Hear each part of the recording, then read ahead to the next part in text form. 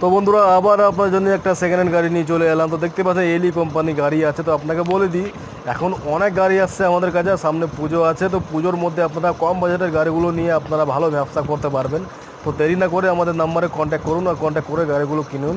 তো এটি এলি কোম্পানির গাড়ি রয়েছে, গ্যারান্টি নেই ব্যাটারি, কিন্তু ব্যাটারি আপনার 60-70 মাইলেজ এখনও আছে, খুবই ভালো কন্ডিশনে আছে। গাড়িটি 55,000 টাকাতে আপনার পেয়ে যাবেন আমাদের কাছে।